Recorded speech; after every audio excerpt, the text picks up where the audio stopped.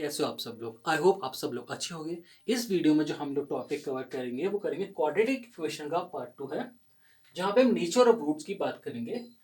जो फॉर्मूला, इससे पहले हमने फॉर्मूले डिस्कस किया था, हमने फॉर्मूला आपको बताया था क्वाड्रेटिक मेथड वाला, जिसमें क्वाड्रेटिक के रूट्स फाइंड करना होता है। वो क्या होता है, x equals to minus b plus minus b square minus 4ac upon 2a।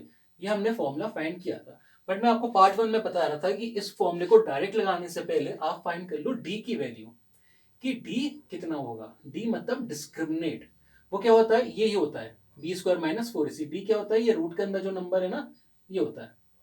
ठीक है, यहाँ लिख लेते हैं डी इक्वल्स टू क्या होता है, डी जो होता है वही होता है बी स्क्वायर माइनस 4ac। अच्छा, हम ऐसा क्यों करते हैं, हम डी की वैल्यू फाइंड क्यों करते हैं, वो हम इसलिए फाइंड करते हैं डी की वैल्यू, अगर डी जो है जीरो से बड़ा है, जैसे 1 2 3 4 5 6 कोई भी नंबर हो, तो उसका मतलब होता है टू डिस्टेंट रियल रूट्स। इसका मतलब क्या होता है कि डी आगे सॉल्व होगा। क्वाड्रेटिक इक्वेशन जो है वो फर्दर सॉल्व करेंगे, जहां पे हमको जो एक्स की वैल्यू आएगी ये होता है अनइक्वल।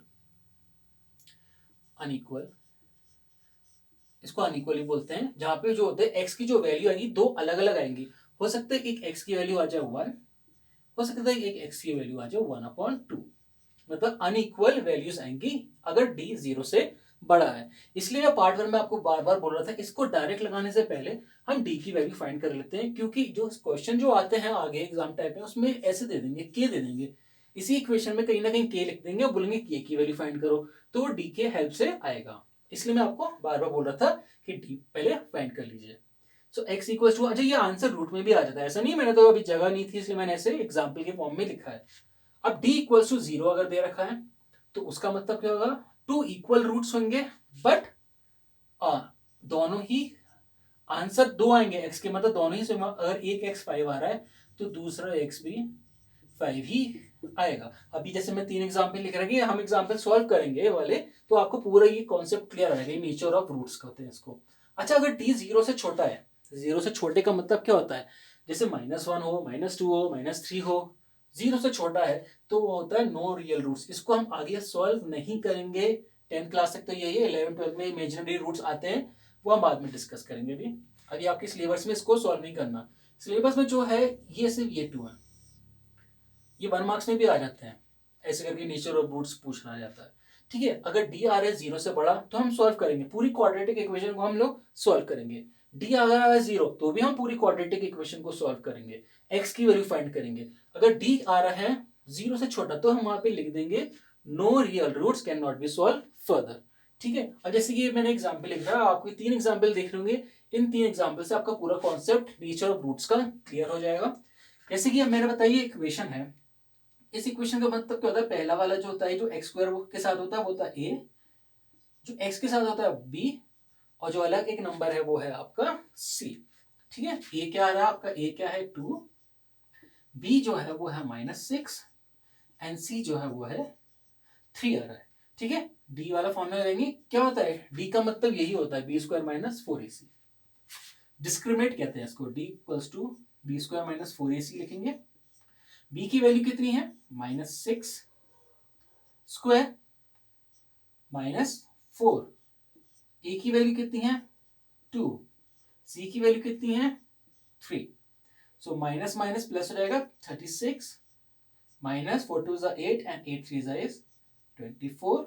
इसको सोल्व करो तो आएगा 12। इसका मतलब डी जो आ रहा है वो आ रहा है 12, जीरो से बड़ा है ना, तो कौन सी कंडीशन आ गई, ये वाली, डी जो हो गया 12 मतलब जीरो से बड़ा है। इसका मतलब ये सॉल्व करेंगे, इसको सॉल्व करेंगे, और जो इसके आंसर होगा जो एक्स होगा वो दो अलग अलग होगा, एक अनइक्वल होंगे, अलग अलग आंसर है। हो सकता है साइन में चेंज हो जाए, नंबर हो सकता है एक ही आ जाए, जैसे जैसे कि ऐसा आ जाए x इक्वल्स टू 1 हो जाए, एक हो जाए x इक्वल्स टू -1। ये एक्सप्लेन करने के लिए बता रहा हूँ मैं आपको, बस एग्जाम्पल दिया। ठीक है, साइन में भी चेंज मतलब अलग अलग होंगी, गारंटी है।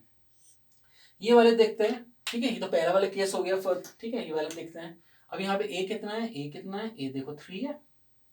b कितना है, b है -4√3। c कितना है, c है आपका 4। d इक्वल्स टू फॉर्मूला होता है बी स्क्वायर -4ac, ये फॉर्मूला होता है d का। ठीक है, बी की वैल्यू कितनी है, बी की वैल्यू है -4√3 स्क्वायर -4।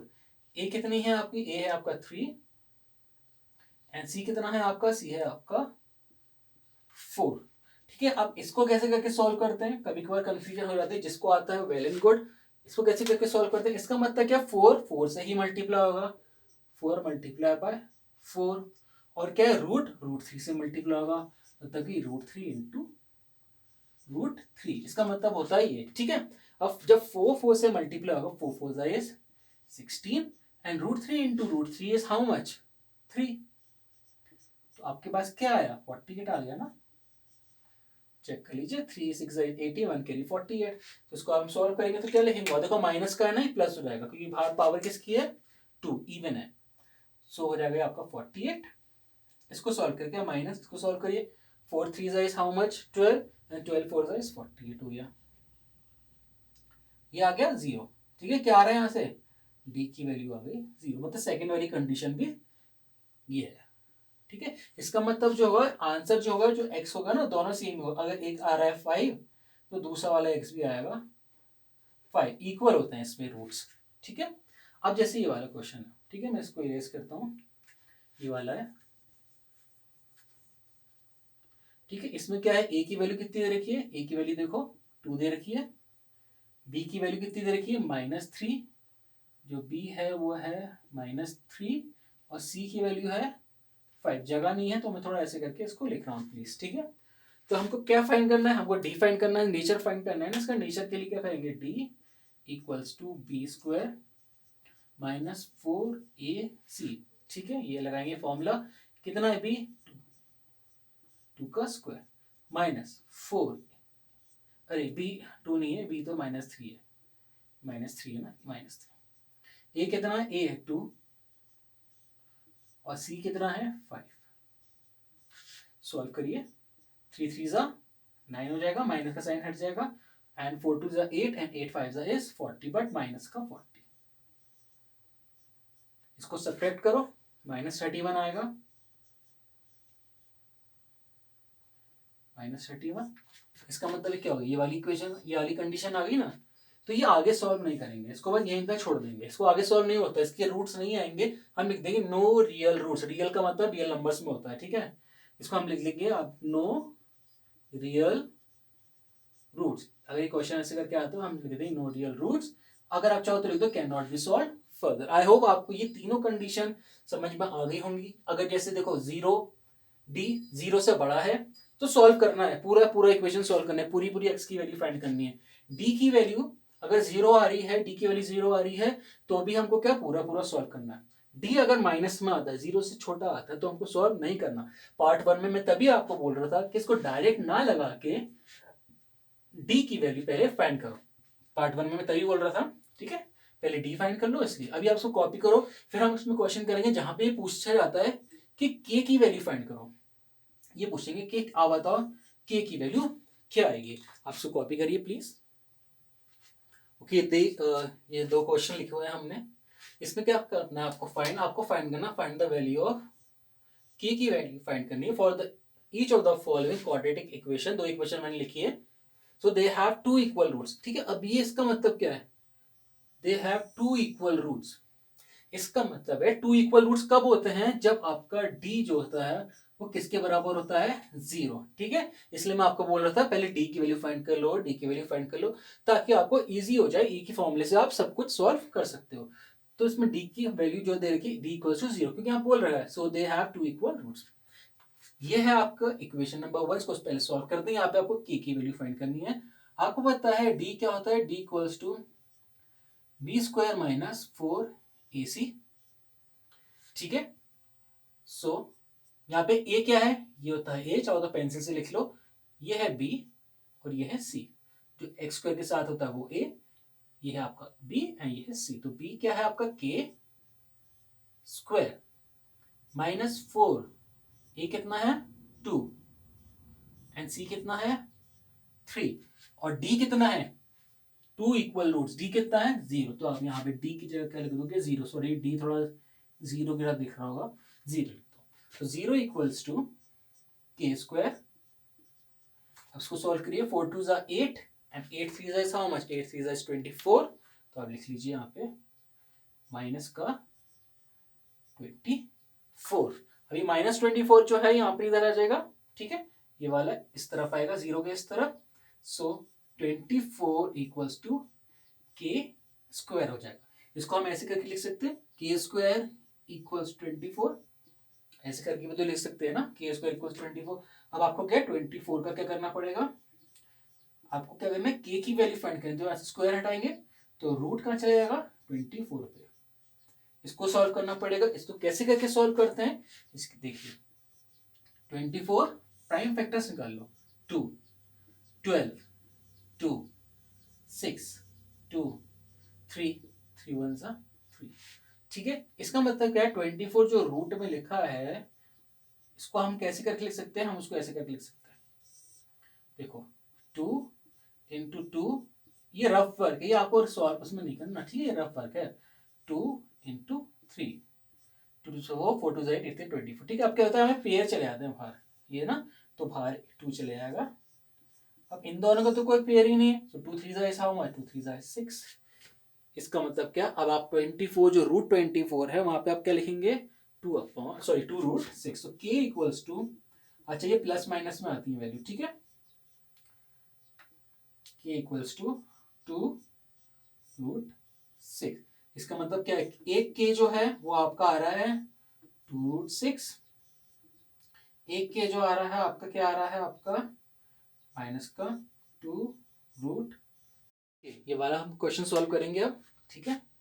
पहले इसको हम सॉल्व करेंगे, मल्टीप्लाई कर लेंगे, के एक्स को इससे मल्टीप्लाई करेंगे तो के एक्स स्क्वायर हो जाएगा, फिर के x multiply by -2, so -2 x के, या फिर इसको लिखो -2 के एक्स, -2 के एक्स प्लस 6 इक्वल्स टू 0। अब इसमें ए क्या है, बी क्या है, सी क्या है, तो हमें पता है जो स्क्वायर के साथ होता है, जो एक्स स्क्वायर के साथ होता है वो होता है ए, तो के कितना हो गया आपका ए, के की ए इक्वल्स टू के, बी इसमें कितना आएगा, बी कितना होगा, एक्स के साथ जो होता है वो होता है तो माइनस का 2 के, और सी कितना आ गया, सी आ गया इसमें 6 आ गया सी। इसको फर्दर सॉल्व करेंगे, डिस्क्रिमिनेट फाइंड करना है, मतलब D equals to b square -4ac, formula लगाएंगे, ठीक है। डी क्या है इसमें, डी 0 है, बी कितना है -2 के स्क्वायर -4, ए कितना है, ए की वैल्यू है के, और सी कितना है 6। सॉल्व करिए, 2 2 4, 4 के स्क्वायर आ जाएगा, 4 6 24 के इक्वल्स टू 0। हम इसको ऐसे करके लिख सकते हैं, ऐसे करके यहाँ पे 4 के स्क्वायर -24 बराबर है ना, दोनों equal, left hand side right hand side तो 0। अब इसमें देखो कॉमन क्या आ रहा है, 4 आ रहा है और के आ रहा है, तो क्या बचेगा ब्रैकेट में, बचेगा के -6 इक्वल्स टू 0। अब एक एक करके हम इसको इक्वल्स टू 0 करेंगे, ठीक है।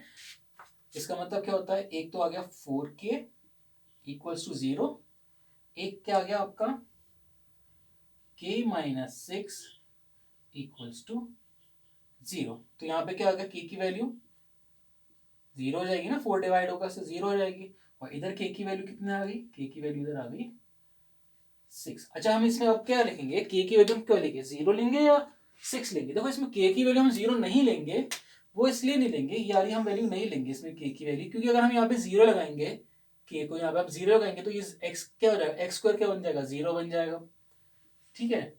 अगर हम यहाँ पे k की वैल्यू 0 लगाएंगे तो 2 से 0 मल्टीप्लाई हुआ तो ये भी 0 हो गया, सिर्फ 6 ही आ रहा है। तो हम क्या करेंगे, अगर हम जीरोस में अगर हम वैल्यू पुट करेंगे तो ये इक्वेशन क्या ना, क्वाड्रेटिक इक्वेशन नहीं बनेगी, यहाँ पे सिर्फ सिर्फ 6 ही आएगा। तो हम यहाँ क्या ले लेंगे, इसमें k की वैल्यू हमको ले लेंगे, k इक्वल भी 6 ले लेंगे, k इक्वल्स टू 6। अगर आप 6 की वैल्यू यहाँ पे लगाओगे तो आपको एक क्वाड्रेटिक इक्वेशन मिल जाएगी, ठीक है। ये आपका k की वैल्यू ऐसे करके फाइंड होता है, और इसमें हमने यहाँ पे प्लस माइनस करके लिख दिया था, यहाँ पे k equals to plus minus root, क्योंकि प्लस के हम जब भी सॉल्व करते हैं ना, स्क्वायर का जब भी करते हैं, देखो जैसे के स्क्वायर है, यहाँ पे लिखा हुआ है √36, तो इसका प्लस -6 होता है। इसका मतलब क्या होता है, अगर +6 का आप स्क्वायर करोगे प्लस 6 का स्क्वायर करोगे तब भी 6 आएगा, सॉरी 36 आएगा, सॉरी तब भी 36 आएगा। और अगर आप -6 का स्क्वायर करोगे तो 6 का कितना होता है, तब भी तो 36 आया, क्योंकि माइनस का पॉजिटिव बन जाएगा। तो अगर आपको ये वीडियो अच्छी लगी तो प्लीज़ चैनल को सब्सक्राइब, वीडियो को लाइक और शेयर करिए। Thank you. आपसे फिर मिलेंगे। Have a good day, bye, take care.